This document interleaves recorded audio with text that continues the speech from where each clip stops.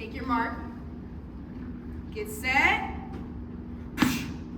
My body moved before my mind could think. I ran 10 steps to the first hurdle and cleared it with ease. As I fixated my gaze upon the white line at the finish line, I took another 3 steps and cleared the next hurdle.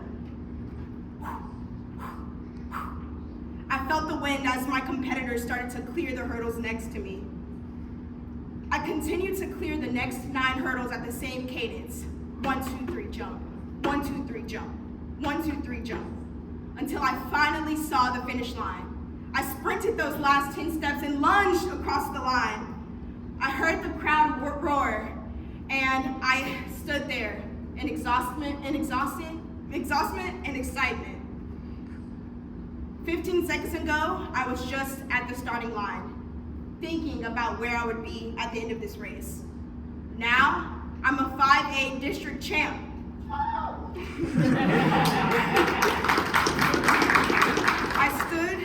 I stood there and I waited for the rest of my competitors to finish the race.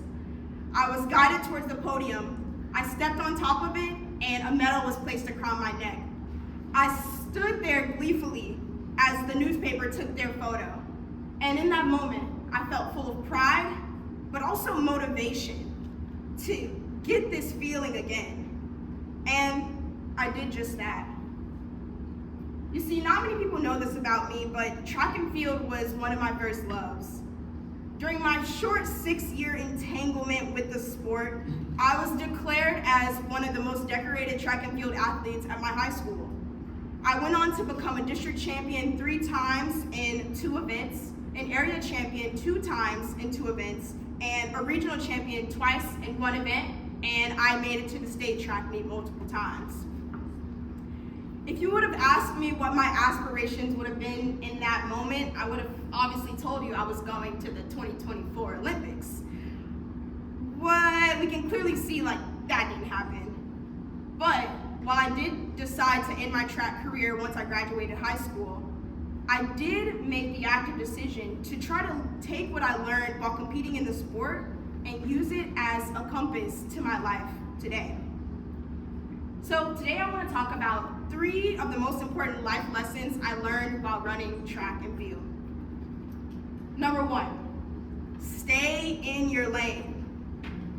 My favorite thing about track and field is that there weren't many rules, but the few rules that do exist in the sport are very important. And if you break those rules, they really have detrimental consequences. If you step outside of your lane during a track and field race, you're immediately disqualified. And I feel like that's how I like to look at my life now. You see, in life, we're all running in our own lanes. We're each looking around to see where other people are. Some people are in front of us, behind us, or waiting for the next race. But the most important thing that you can do in life is focus on the race that you're running and stay in your own lane.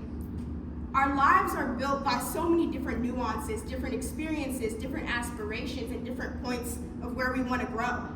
And if we continue to focus on where others are, it's really, really hard to focus on the goals that you set for yourself and run the race that you were meant to run. So I stay in my own lane. I focus on the goals that I set for myself, and I try to focus on what I can control 100%. Rule number 2, keep your eye on the prize. Obviously, the best thing about running track is you get medals. Lots and lots of medals if you're any good. But that takes a long time to get to. At large track meets especially, athletes sometimes have to run tons of races to qualify for finals. And then once you get to finals, that's where you actually can start competing for the titles and the medals. Running multiple races in a day, over a weekend, or the span of a season becomes mentally and physically exhausting. But in order to continue to advance to the next round and qualify for the next round and make it to finals and win medals, you have to remain focused.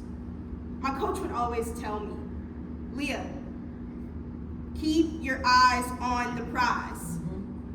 And I had a response. Well, coach, what's the prize today?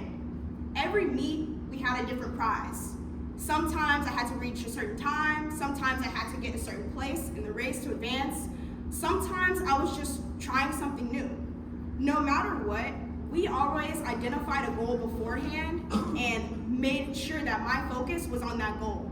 Not on what my teammates were doing, not on what the announcers were talking about, not on what my competitors were focused on, but my particular goal. And I'd like to use that perspective in life today.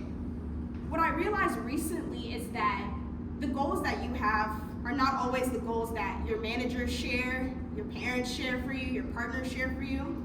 And the only way that you can really achieve success is if you keep your mind set on the goals that you set for yourself and work towards those every single day. And that brings me to my last rule.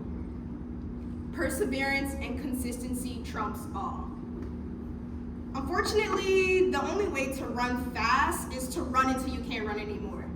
The only way to clear hurdles is to run into enough of them and fall over before you can get back up and start to run them at a fast pace. I would also say the same thing happens with life. Rarely do we ever get better at anything without sucking at it first. And rarely is anything worth pursuing easy in the beginning. But track taught me that if you consistently pursue the discomfort and you consistently pursue the agony, good things will come at the end of the tunnel, like a medal or a district championship or a track scholarship or that job promotion that you've been looking for or that date that you really wanted to go on. No matter what, being uncomfortable is a part of growth, and if you persistently and consistently pursue growth, you will become better over time.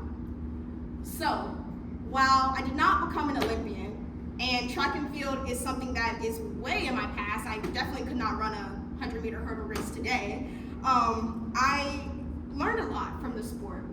And I really hope that the wisdom that I learned from the sport and the perspective that I gained from it can be shared here today and can have an impact on you all. Thank you.